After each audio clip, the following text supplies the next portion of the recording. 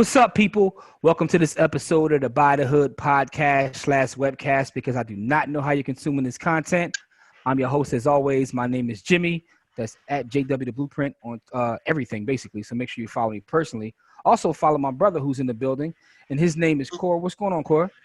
What's going on, Jim? How you feeling? Oh, man, I can't complain. Ain't nobody listening. I'm fair and partly cloudy. But I'm happy that we're back with another episode 30.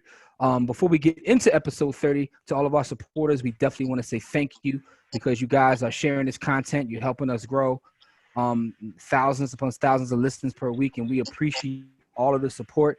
And we want to continue to grow, to continue to tell these stories of brothers and sisters who are doing amazing things in the community, building businesses, investors, and we have another one with us who's very special. This young lady is an entrepreneur. She's an investor.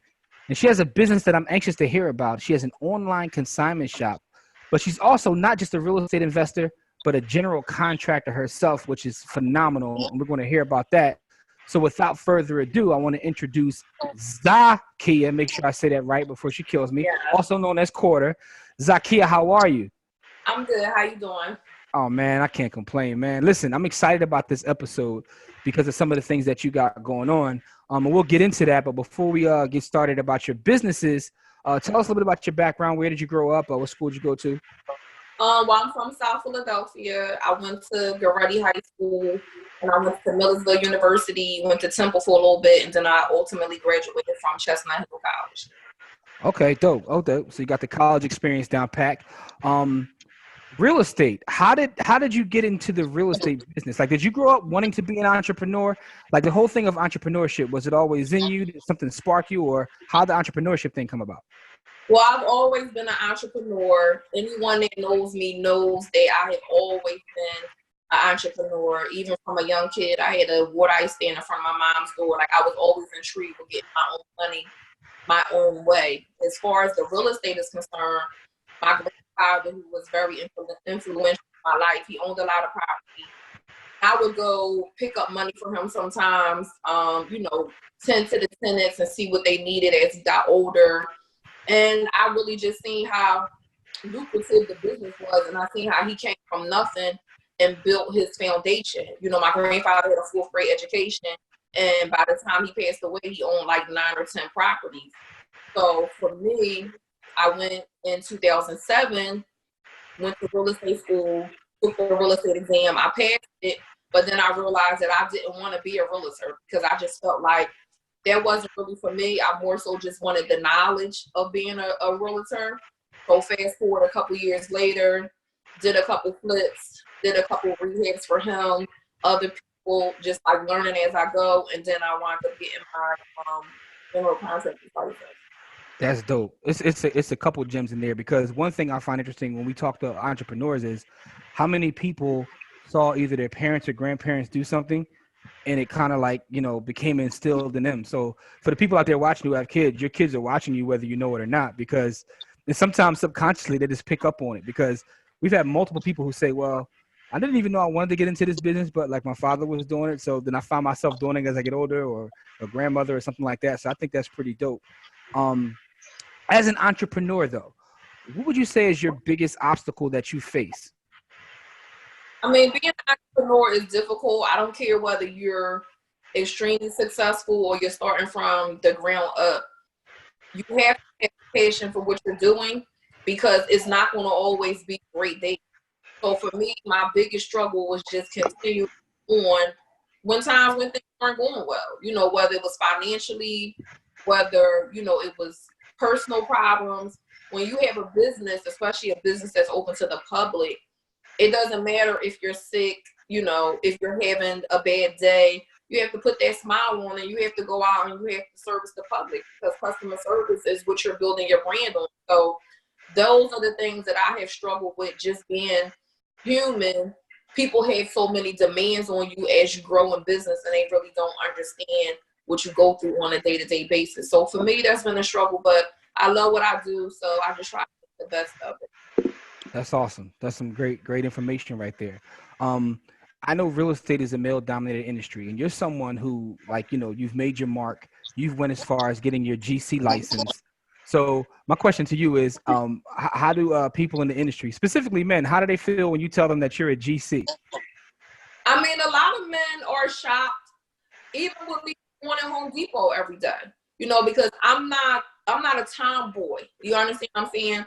I love what I do. So a lot of times when you think about construction, you think about tomboy, rough and things like that.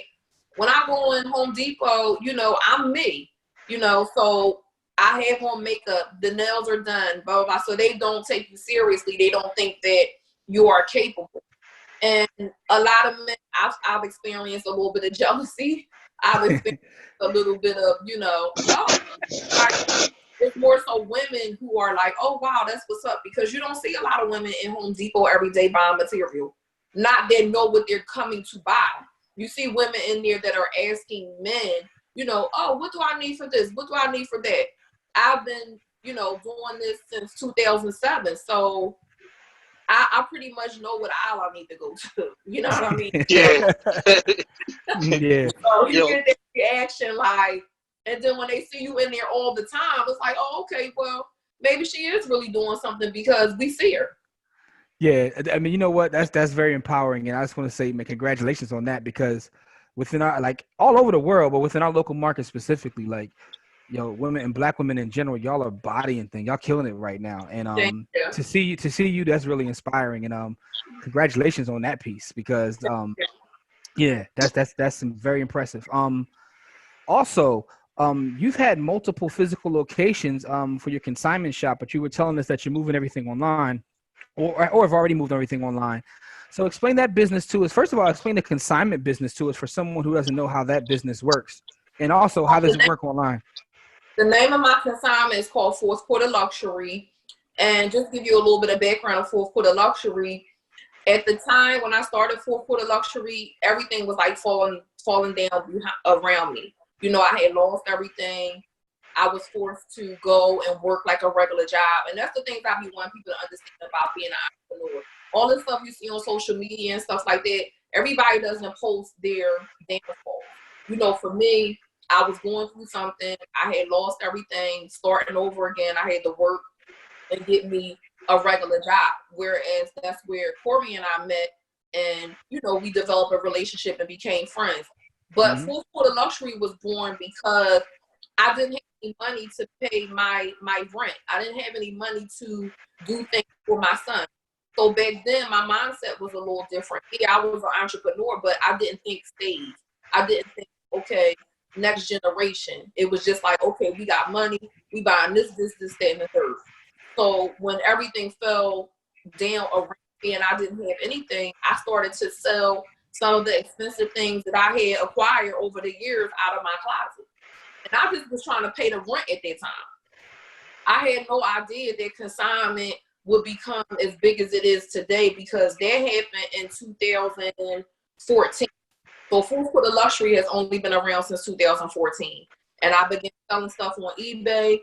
I went from 1 review, and I remember having 11 reviews, and I just cried like, oh my God, I got 11 reviews. And then it just turned into more reviews and more customers, and I started taking it seriously. I got me my first brick and mortar, which was near Sugar House Casino.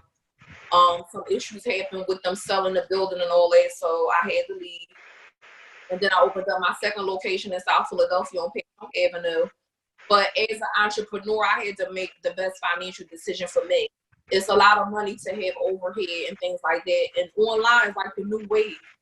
Everybody shops online. Absolutely. So I made a decision, as to, do I want to keep the store open, deal with theft. I deal with a lot of stuff behind the scenes that people don't even realize. It's not just glitz and glamour.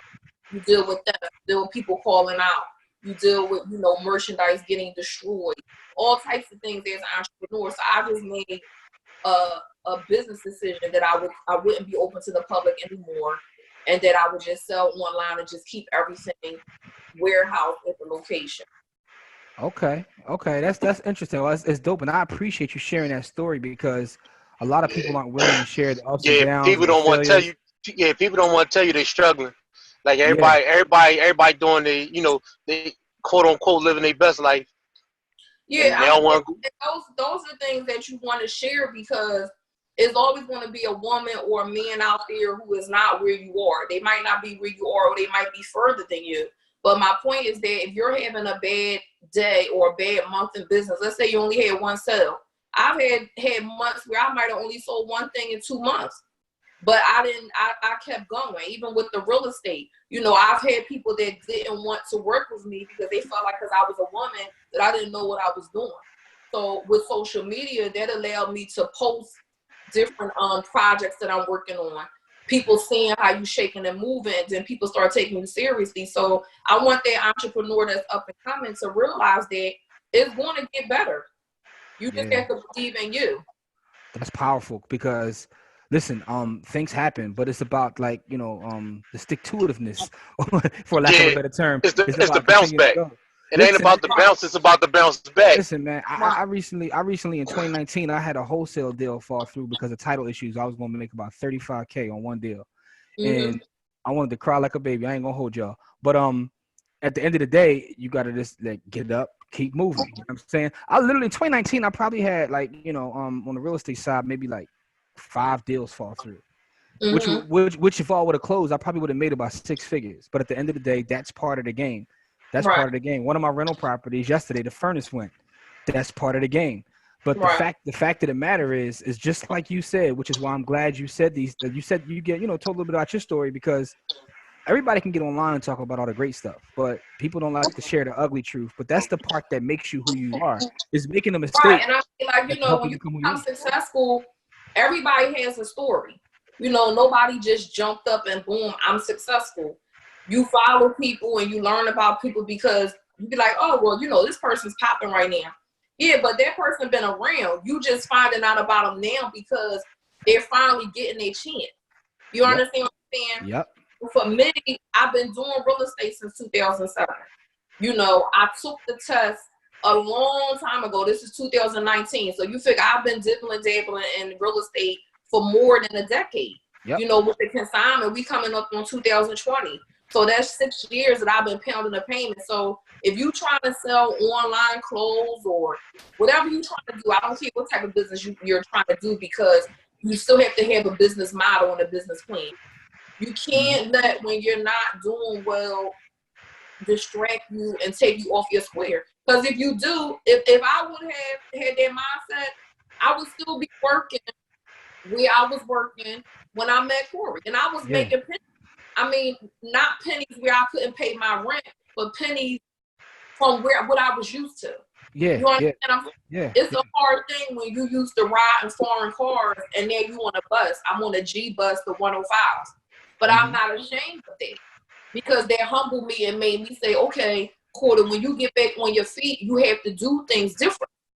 So that's my story, and that's how I learned. I want other people to realize, like, don't never be ashamed. I never was ashamed when I was on that bus. Yeah, and the thing about when we met, like, I was in a whole different place too. Like, I had just opened up my bar, you know what I mean? So we was at different cross sections in life, and you showed me love. You know what I mean? I never forgot that. You know what I mean? When I was going through my business, so I appreciate that.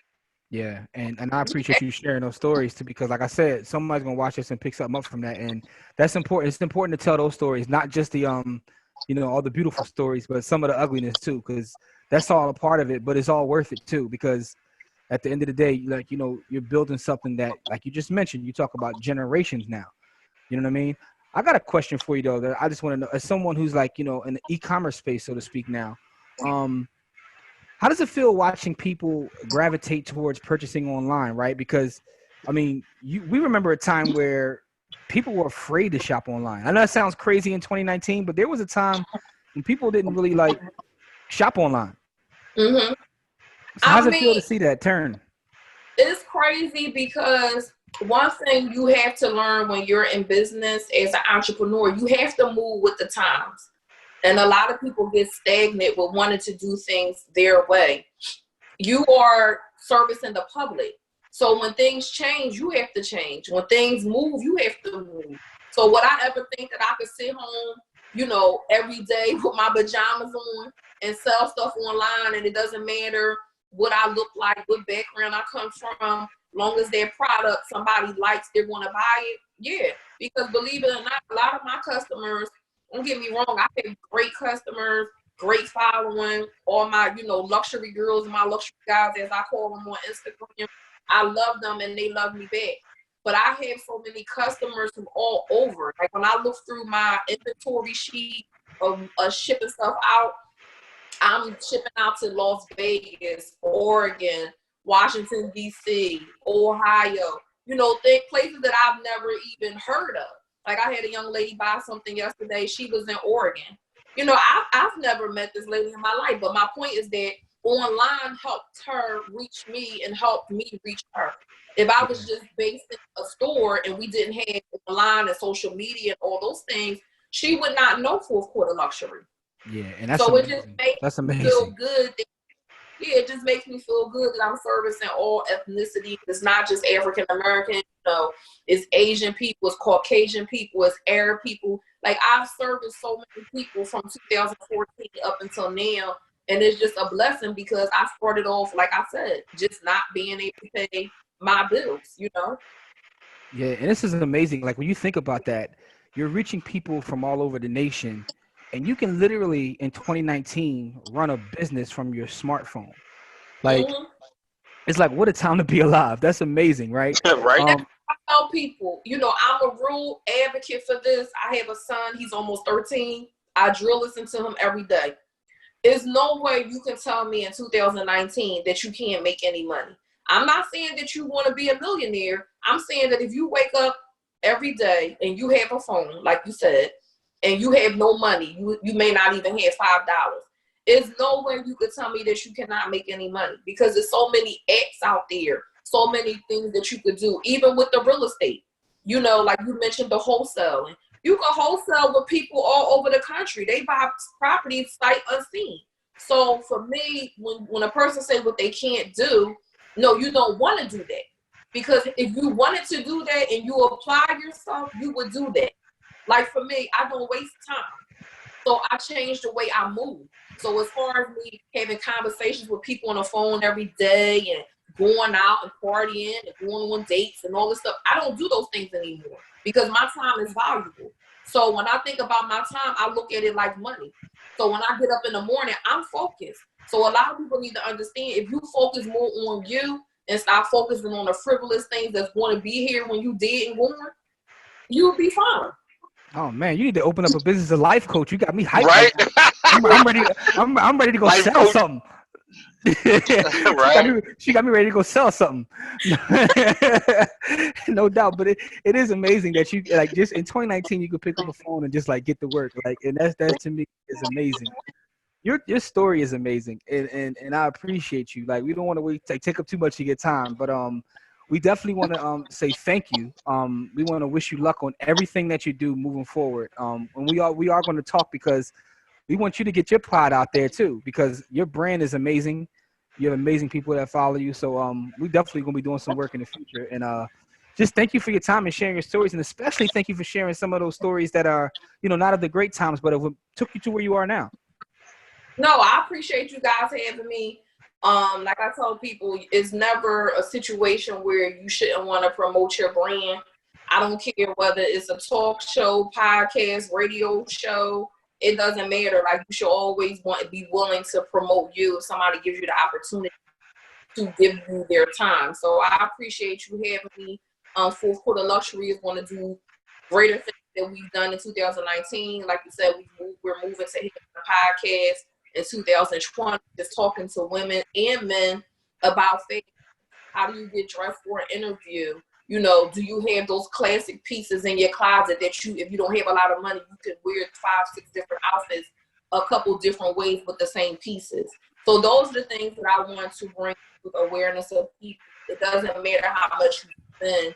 You can be a luxury girl or a luxury guy on a budget. So thank you for having me. Absolutely. Corey, anything? Is Wolverine Brown. So. Yeah, and we're going to put all your information in the notes in the bio. We're going to make sure we share your, all your IG, everything you got going on. We're going to share all that. Corey, anything you want to say before we get out of here? I just appreciate, she been showing me love since we met, and I appreciate that she still do. You know what I mean? I made a phone call and asked her, and she said, just tell me the time, and it happened. So I appreciate that, that I had people that support me the way that you do. So thank you. No problem. Thank you. I'm looking And forward to working with you guys in absolutely, the future. and listen, continue to be transparent because that's what's needed in our marketplace. Like, continue to be you. So we appreciate you. And for our listeners out there, make sure you check out everything that she has going on. You want to hire her to be your GC? Listen, she a GC as well. You got a property you want to sell to her? Sell her your property, but also check out what she's doing in the e-commerce space as well because she's doing a lot of amazing things. And continue to share our content as well. We appreciate you. And to our listeners, as we always say, it's not about how much money you make, it's about how much you keep. Game elevates, and we'll talk to y'all next time. Peace.